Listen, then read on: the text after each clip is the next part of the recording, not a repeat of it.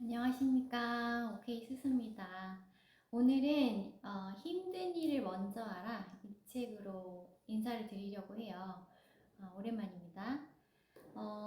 이 책은 스콧 앨런이라는 자기 개발서 베스트셀러 작가이자 동기부여 전문가라고 해요. 기업 경영인, 사업가들을 코칭한 경험에서 쓴 여러 가지 글들이 있는데 그 중에 하나가 이 책이라고 하는데 저는 딱 이 제목을 보자마자 이 책을 선택하게 되었습니다. 왜냐하면 요즘 MBTI가 유행인데 저는 ENTP입니다. 마지막에 그 P가 바로 그 되게 창의적이지만은 뭔가를 끊임없이 데드라인이 되어서야만 뭔가를 결정을 내리는, 그리고 그 전에는 계속 탐색만 하고 있는 인식형, perceiving의 줄임말이거든요. 그래서 시험 공부할 때도 어렸을 때 좀 맨날 뭐 할까 뭐 할까 이렇게 요거 조금 하고 저거 조금 하다가 결국은 마지막 순간에 공부를 하는, 근데 그게 또 너무나 효율적이어가지고 그 습관에서 벗어나지 못하는 그런 굴레에 빠져 있던 적이 있었습니다. 물론 제가 이제 직장 생활을 하면서 그런 습관이 많이 고쳐지기는 했으나 저의 천성이 워낙 그렇게 약간은 좀 게으른 편이다 보니까 이걸 어떻게 고칠 수 있을까? 이것만 고치면은 내가 훨씬 더 나은 사람이 될 수 있을 텐데, 미리미리 계획하고 실천하는 그런 주변의 사람들을 많이 따라하려고 노력했던 것 같아요. 그런데도 되지 않는 부분이 있었는데, 그 습관의 굴레에 있는 그 핵심이 무엇일까? 그 핵심을 이 책에 있는 작가가 이제 파헤쳐 주고 있어요.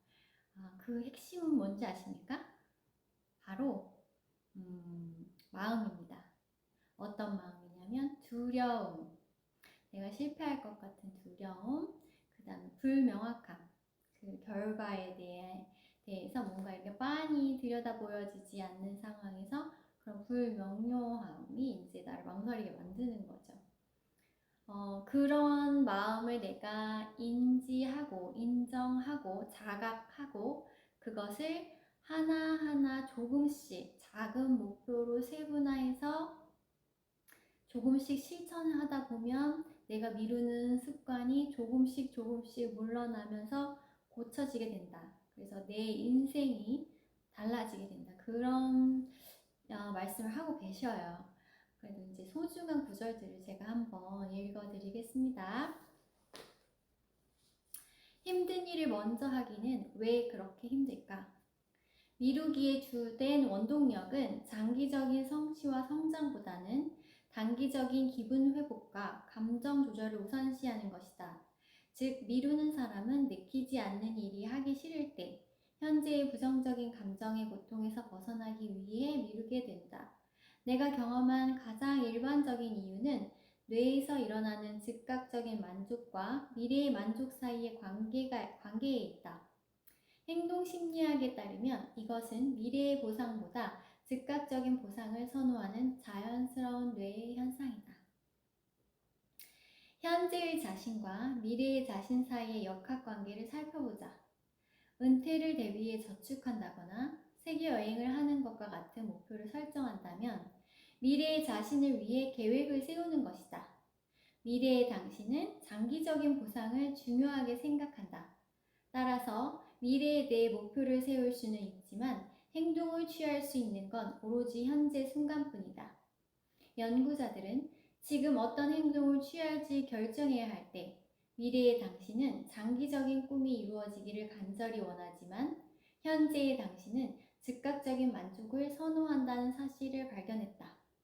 운동을 하기보다는 TV를 보고 샐러드를 먹는 대신 당분이 가득한 디저트를 먹고 싶은 것이다. 어떤 일을 완료해야만 보상받을 수 있다면 그와 관련된 작업을 미루게 될 수 있다. 사람들은 먼 미래에 있을 보상의 가치를 깎아내린다. 이를 시간적 가치 폄하, temporal discounting 혹은 지연 가치 폄하, delay 미래의 경제적 안정을 가질 거라는 목표보다는 현재 저축하는 것에 가치를 표방하기가 더 쉽다. 미래에 나는 돈을 갖고 싶어 하지만 현재의 나는 흥청망청 돈을 쓰면서 인생을 즐기고 싶어 하는 것이다. 사람들은 목표가 모호하거나 추상적이거나 기한이 없을 때 미룬다. 구체적이고 명확하며 적당한 기한이 있는 목표가 있다면 해야 할 일에 더 집중할 수 있다. 미루는 사람들에게 마감일이 꼭 필요한 이유다. 예를 들어 날씬해지고 싶어. 나 운동해야지. 또는 올해는 저축해야지. 같은 말은 동기부여 에너지를 갖기에는 너무 모호하다. 모호한 목표를 버리고 원하는 목표를 상세하게 세워라. 앞으로 60일 동안 5kg을 빼고 싶어. 목표를 달성하려면 일주일에 3번 월, 수, 금에 운동하러 가야겠다. 설탕이 많이 들어간 간식은 끊고 하루 20분씩은 유산소 운동을 해야지. 와 같이 구체적이어야 한다. 그러니까 목표를 너무 추상적으로 잡으면은 나는 노후를 위해서 10억을 모아야지. 굉장히 추상적이죠. 그렇게 하지 말고 오늘 내가 10억을 모을 거다 라는 장기적인 목표 밑에 하위 목표를 세워놓으라는 거예요. 그래서 오늘 내가 할 수 있는 건 무엇이지? 점심에 스타벅스 가는 대신에 그것으로 주식 한 주라도 사볼까? ETF 한 주라도 사볼까? 이런 식으로. 그래서 요즘에는 한 달 적금? 그런 게 있더라고요. 카카오뱅크에.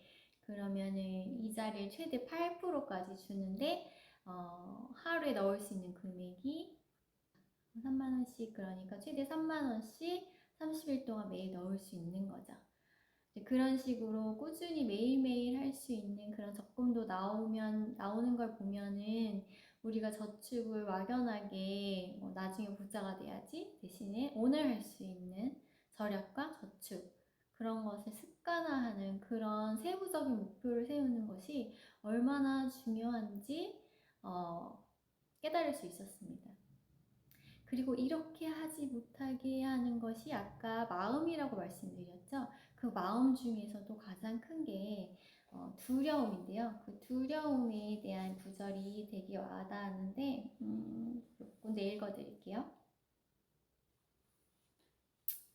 아인슈타인이 말했듯이 광기의 정의는 같은 일을 반복하면서 다른 결과를 기대하는 것이다.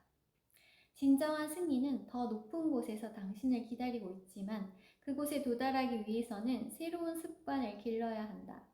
정상에 도달하려는데 늘 같은 위치에 멈춘다면 항상 같은 목적지에 도달할 수밖에 없다. 기억하라. 당신은 용감하다. 당신은 두려워하지 않는다. 당신은 아무것도 부족하지 않으며 당신이 만들어낼 무한한 세계로 가는 열쇠를 당신이 쥐고 있다. 주인의식을, 삶의 주인의식을 가지라는 구절도 있었는데 같은 맥락인 것 같습니다. 이 모든 두려움은 실패에 집중되어 있다. 이런 구절도 있고 두려움은 무기력과 분석마비로 이어진다. 이 두려움의 대부분은 그것을 뒷받침하는 나쁜 습관과 연결되어 있다. 변화한다는 건 새로운 방식으로 일하고 위험을 감수하면서 새로운 시도를 해보고 불편한 도전도 불사한다는 뜻이었다. 그대로 멈춰있는 것이 앞으로 나아가는 것보다 두렵다면 행동해야 할 때다. 내 안의 두려움을 발견했을 때, 그리고 내 인생의 가장 큰 적이 내 마음이라는 것을 깨달았을 때 나는 다짐했다. 더 이상 힘든 일을 두려워하지 않겠다고. 두려움이 나의 평안을 지켜주던 곳에 숨어있던 모든 일을 하겠다고 말이다. 마음은 정말로 우리가 가진 가장 큰 자산이다. 이 무기를 성공을 위한 유용한 도구로 바꿔보자. 당신이 어떻게 살았는지는 결국 마음을 어떻게 관리했는지에 달려있다. 우리는 마음의 거짓말에 귀 기울이고 싶은 유혹에 저항해야만 한다. 두려움은 극복할 때 용기가 된다. 두려움에 맞서 그저 이제 성은 내 차지다. 물러서라 라고 말하자는 것이다. 잘 미루는 사람들인 우리는 그게 늘 쉽지만은 않다는 걸 알고 있다. 강한 의지를 발휘해 최선을 다한 노력이 실패하기도 한다. 나름의 합리적인 이유로 뭔가를 미루는 사람의 마음은 내부의 적, 마음과 끊임없는 투쟁을 벌이고 있다. 그 두려움을 극복하고 힘든 일을 먼저 하는 습관을 들이라는 그런 이야기인데요. 저는 이제 미래를 위해서 투자를 어떻게 해야 되는지, 언제부터 해야 되는지, 또는 어떤 방법으로 해야 되는지 그런 거를 이제 연구하는, 그리고 그런 거를 이제 전파하는 그런 직업을 가지고 있다 보니까 이제 권유와 제안을 하죠. 설득을 하고, 그리고 그렇게 준비하지 않았을 때, 재정적으로 내가 미래를 위해서 준비하지 않았을 때 다가올 여러 가지 두려운 상황들, 닥쳐올 상황들, 그리고 그런 예시들을 얘기를 하러 다니다 보니까 저의 존재가 저의 고객들에게는 마치 저승사자와도 같은 표정으로 저를 바라보실 때가 있으세요. 저희 고객님들이. 아, 또 올 것이 왔구나.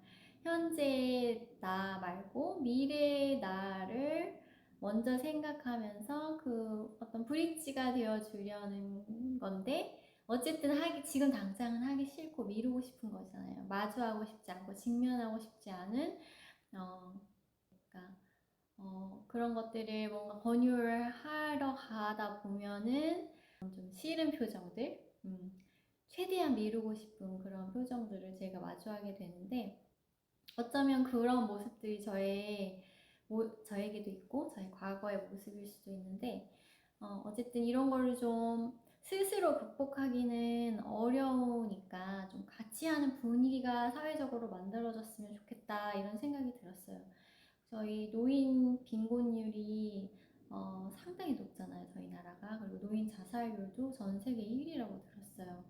그리고 사망 원인 중에 6위가 놀랍게도 자살이더라고요. 1위가 암, 2위가 심장,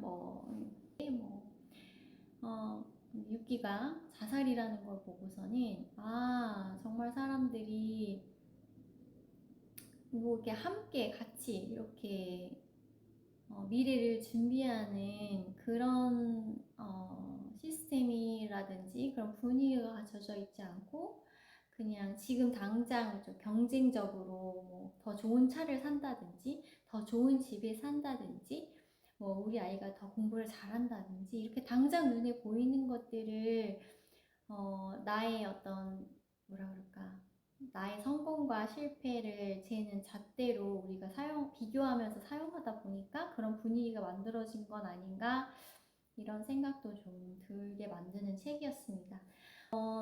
책 같이 나누게 돼서 너무나 좋았고요. 여러분도 한번 기회 되면 읽어봐 주셨으면 좋겠습니다. 미루지 않고 힘든 일 먼저 하는 하루가 되시기를 바래요. 그러면 또 다음 시간에 봬요. 안녕.